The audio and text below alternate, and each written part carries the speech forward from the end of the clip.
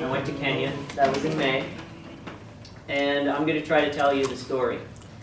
And that's hard for me because I'm not normally a storyteller. So everybody's going to kind of have to bear with me here. I'm going to try to tell you about this because I think while I was there, I realized that it was kind of more important to tell the story than to not tell the story.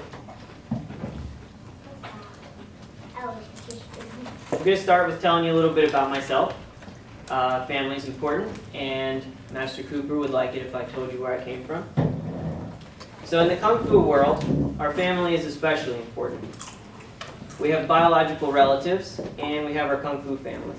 And emotionally, when we spend a lot of time with people, we build a pretty close connection with them.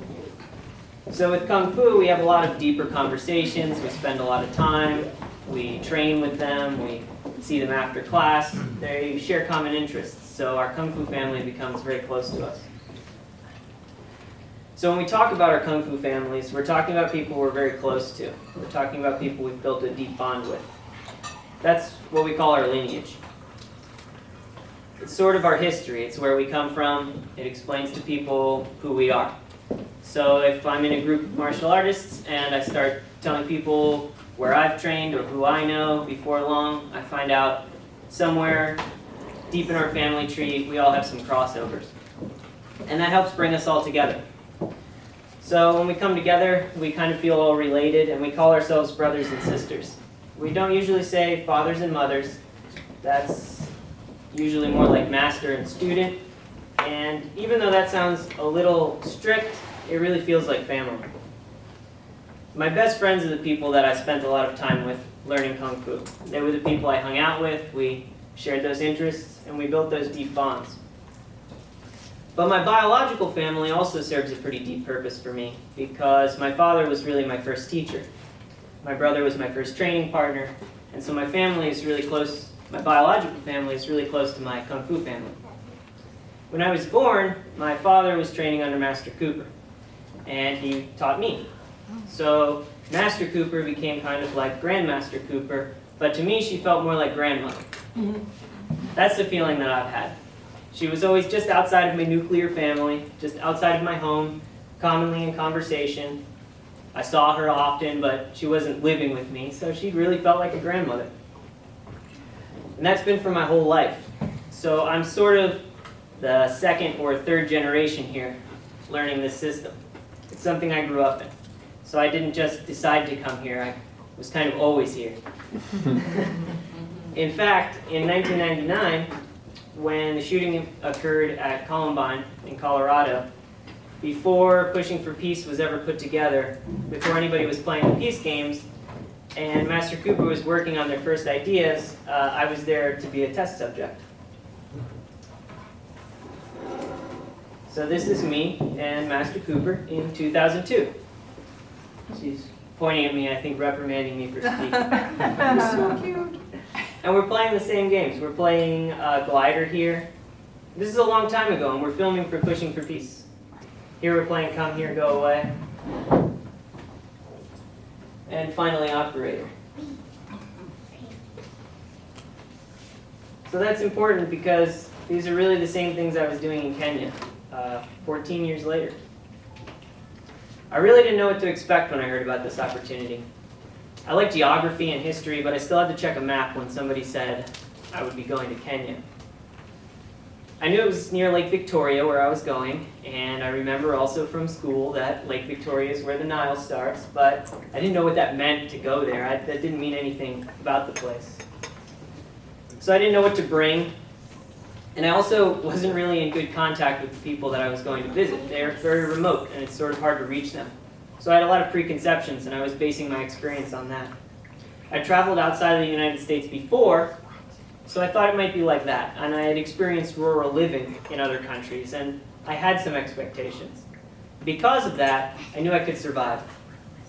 And you can imagine what I was thinking when I say, I knew I could survive. Because survive is a pretty strong word. But survival was honestly on my mind. I really didn't know what to expect from going to Kenya. But I was excited. And when we have something big that we don't expect, we usually break it down into smaller pieces so it's more manageable.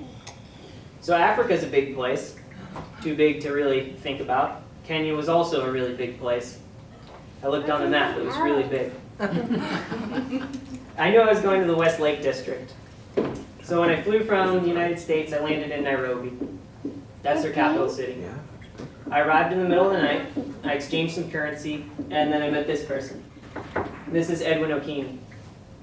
He runs a 1,000 Villages initiative. We boarded an overnight train that took us deep into the countryside. I think it was 7 or 8 hours. And after the bus, we had to walk maybe another half an hour on foot. Only tiny, dimly lit flashlights lit our way. I was led through the night to a very small room inside of a gated structure. There was a bed, and that was my first night. So I was still in the dark. I knew that pushing for peace was important, but I didn't know what it was going to look like in Kenya. I didn't know actually what anything looked like. I really, honestly, only saw my room. So in the morning, I still hadn't even discovered that everyone spoke English. That was actually a really big surprise to me. It didn't really say that on the internet when I kind of looked into Kenya. By the way, I have a common language, so that made me feel a little more comfortable. But when I woke up and I went outside, a sort of visceral feeling of what I was doing actually hit me, because I discovered I'd walked by rows of sheet metal houses. And I'd walked down long, messy, muddy roads that cattle trampled every morning into almost impassable terrain. Then dozens and dozens of people packed the roads flat as they walked them.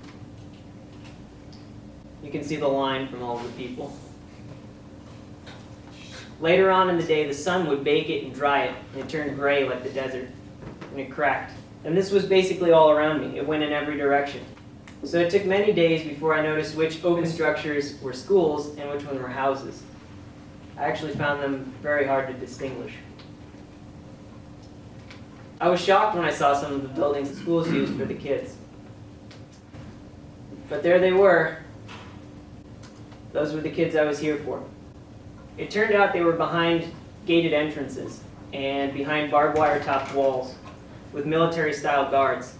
And they were behind them because that's what they used to keep the violence out. But inside, it was full of smiling faces. I honestly never imagined meeting or working with this many people. Then I realized that that's exactly why Pushing for Peace joined forces with Edwin, because 1,000 Villages knew that the area was ready for change. They knew that they had a lot of beautiful children, and they were trying really hard to give them hope. They lived in a confused state of poverty and despair. But these institutions, 1,000 Villages and the schools, they're working really hard to give the children hope, because a lot of it really seems hopeless. You can see the difference in their faces between when they were in school or out of school. Schools like education is their future. And inside of these walls was a lot nicer than outside. Everything the schools did was a struggle.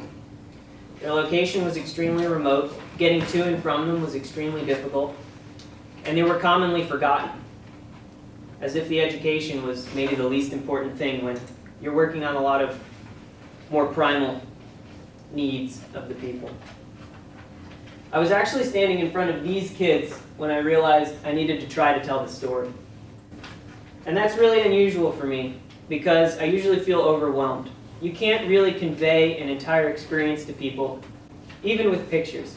It's never like being there. But I realized it was going to be really important to try. I realized that a lot of people, they try not to mention it because it's too complicated, or because it's too difficult to actually live in. It's too hard to actually experience, so they hide it. They hide it in TV screens, or without mentioning it at all. Anything that makes it seem less real. I brought to Kenya something hands-on. I brought it physically. I worked with the kids directly. I didn't just look at them in pictures or try to send them money. I actually went and I tried to work with them. And I think that's important, that they actually see that we're here caring about them. It made them have fun. They didn't normally get to have that kind of fun. I was told the biggest drop-off in attendance is when these kids go home. They go home and they have no food and they have to go to work or they have no home, and they have to go find somewhere to live. Usually they go to the cities. So I brought the Peace Games to the ABTI team, that's 1,000 Villages Initiative, and I shared it with them, and I worked directly with them with the schools. This is them. This is actually myself and the rest of the team outside of Edwin's house. So this is where I stayed. You can see the gated structure. I entered in the middle of the night. So the Peace Games brought the kids a peaceful way to play. It was something that they didn't normally have. At this one particular school, I've been told it was really wonderful from the staff and the administrators to see the kids laughing and playing. That was very abnormal. They don't usually have a place to do that. Everything's very structured or very difficult.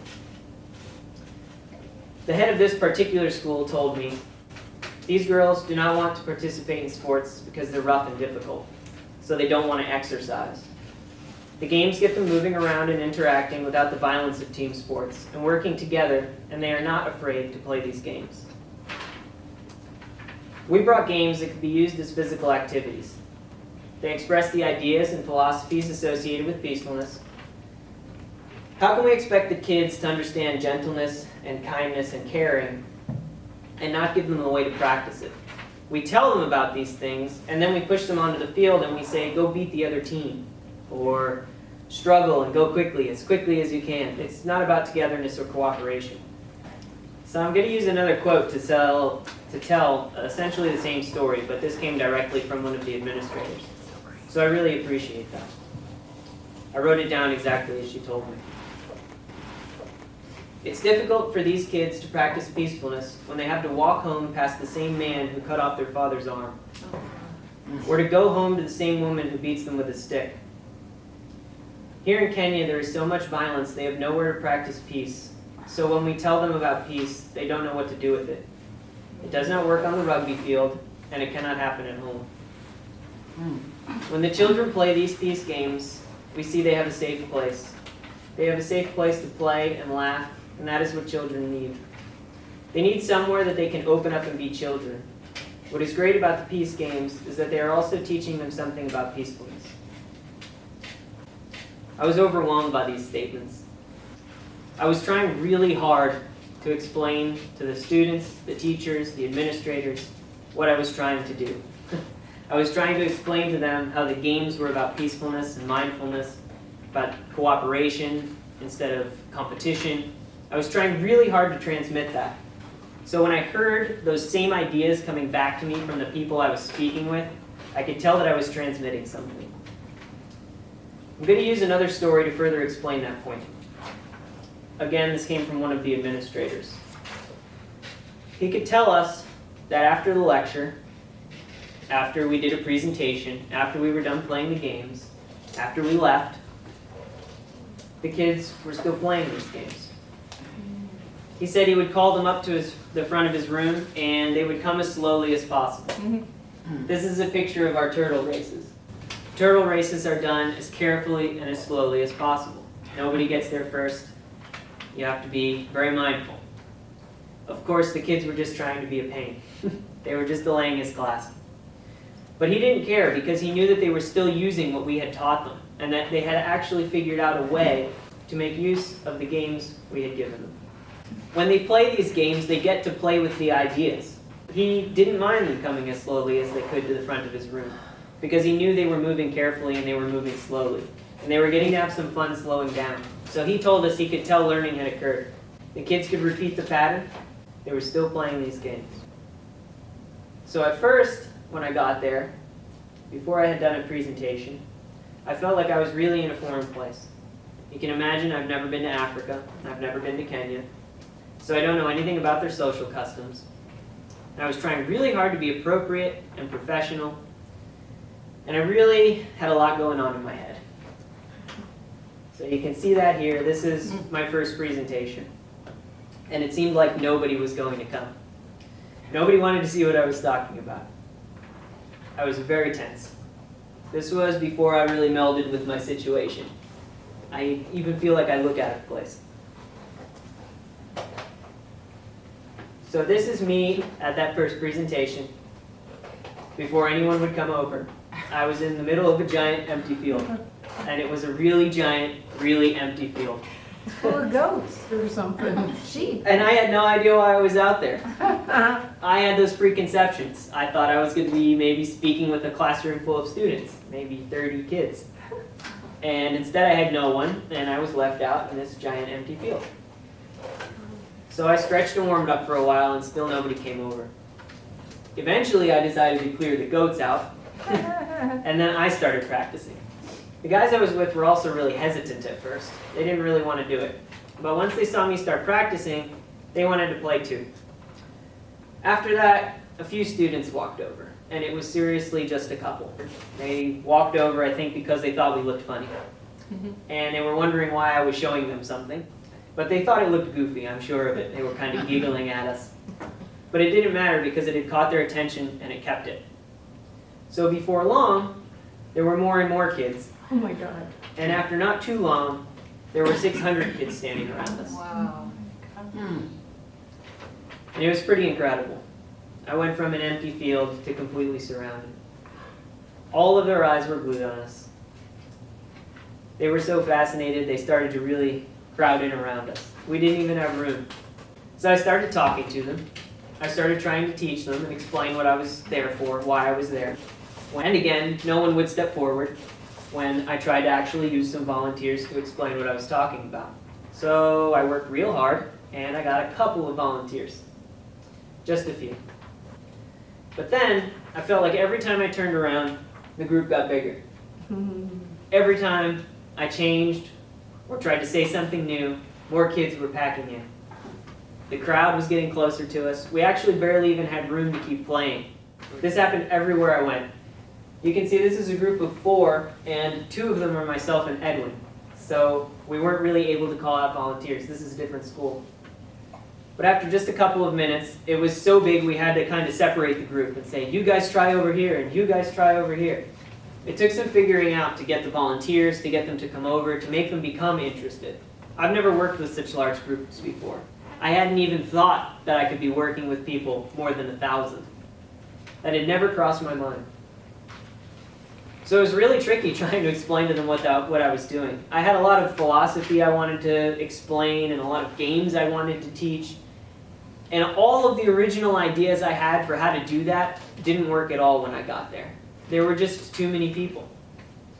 I also didn't know how to make them interested at first. But towards the end, the kids would come over faster, they'd become more interested more quickly. They became enthralled. They absolutely loved the games. And from what I heard from the teachers, they were remembering them. And they were still playing them. But this was just a drop in the ocean. And we were also just a drop in Africa. So to look at that, I broke it down in the same way. We break it down into smaller pieces so we can understand what we're talking about. Let's say in 10 days, I reached about 3,000 people. We're going to round some numbers to make the math easier. But that's pretty close to accurate. I taught in 3 very big schools. I went to a martial arts school. This is the local karate group working out. I also met with a group that just works on regular physical fitness. It's a pretty big group, but they just sort of exercise, and they were interested to have me. I haven't counted for myself, but I'm told that Kisumu has more than, but close to 60,000 people. That's not too complicated, 3 and 60,000. That's about 5% of the population. So 60,000 is a really big number, but saying 20% more of the effort could have reached all of them, the 20 is a little bit more manageable. Or 20 times, rather. So if we had that extra power, we could actually reach everyone. And that's really not so much. 20 is not too big of a number. So I'm going to tell one more story. One that I also felt was really significant. It's another part of the reason why I think it's important to be here and trying to tell this story. I'm trying to tell a story that is all in experiences that I barely even had words for. It was mostly overwhelming. I felt more of it than I could explain. But it's important to tell it because over and over again, everywhere I went, the most common plea was for sustainability. Sustainability was part of their hopelessness. I was not the first program to reach into Africa. I wasn't even the first pushing for peace ambassador in Kenya. If we start with one school and give them that extra 20 times the effort, maybe we can make a permanent change. And with a permanent change in one school, we might be able to change that county. And if we can change the county, maybe the country. And if we can change a country, maybe we can change the world. And that's a lofty goal, but we need to work with the small little pieces. It starts with the small pieces. This was a much bigger step than the first Pushing for Peace ambassador in Kenya. But we have to go back or nothing will change. Change is a hands-on process. It can't be done remotely. It requires us to go back. It requires us to do more. And that's the only way we can make peace sustainable.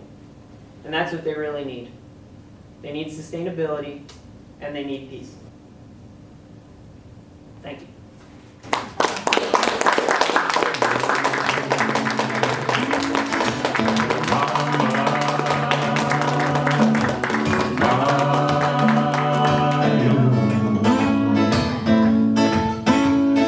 Africa, we're gonna see our freedom come, bring 'em down.